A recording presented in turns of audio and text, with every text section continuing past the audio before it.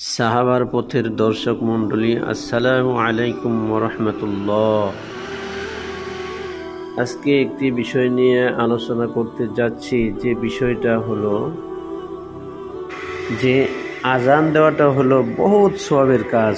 নবীজি বলেছেন, যদি আজানের মর্যাদা মানুষের জানতো, তাহলে আজানের ফজিলত যদি জানতো, তাহলে মানুষ প্রতিযোগিতা করত, কিন্তু তারপরেও মানুষ জায়গা পেত না। কিয়ামতের দিন যারা আজান দিবে তাদের গর্দান আল্লাহ পাক বহুত উঁচু করে রাখবেন, তাদের মর্যাদা বহুত উঁচা হবে। তাই সবাই দেখবে যে এরা মুয়াজ্জিন ছিল, আর এরা আল্লাহর দিকে মানুষকে কী করতো? আহ্বান করত। আর এই আজানের পাশাপাশি যদি আমরা আজানের জবাবটা দেই, যেমন যখন মুয়াজ্জিনে বলে আল্লাহু আকবার আল্লাহু আকবার 4 বার যখন বলে, আমরা তখন সেই বাক্যটাই বলি। আর পরে যখন আশহাদু আল্লা ইলাহা ইল্লাল্লাহ বলবে, আর তখনও আমরা ওই বাক্যটাই বলি। আশহাদু আন্না মুহাম্মাদার রাসূলুল্লাহ যখন বলবে, তখনও আমরা সেই বাক্যটাই বলবো।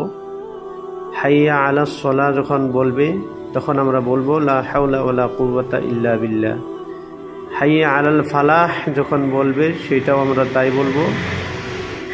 আর যদি ফজরের নামাজের আজান হয়, আসসালাতু খায়রুম মিনান নাওম, তখন আমরা বলবো সাদ্দাকতা ওয়া বারারতা।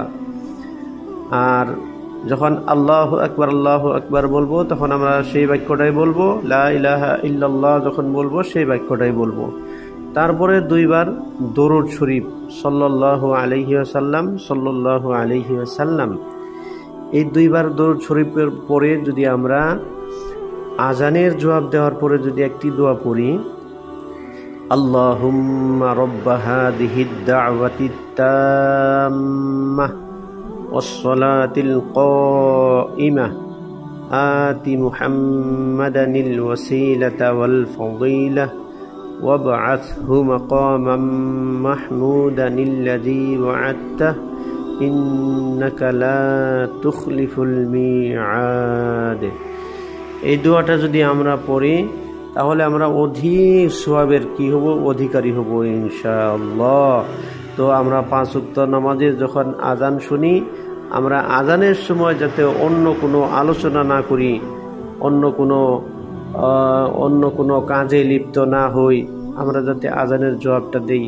আর আজানের দোয়ার যদি জবাব দেওয়া হয়, তাহলে নবীজি বলেছেন, যে ব্যক্তি আজান দিল আর যে ব্যক্তি আজানের পুরাপুরিভাবে গুরুত্ব সহকারে শুনে যখন জবাব দিল, তার পাশাপাশি সমান সওয়াবের অধিকারী হয়ে যায়।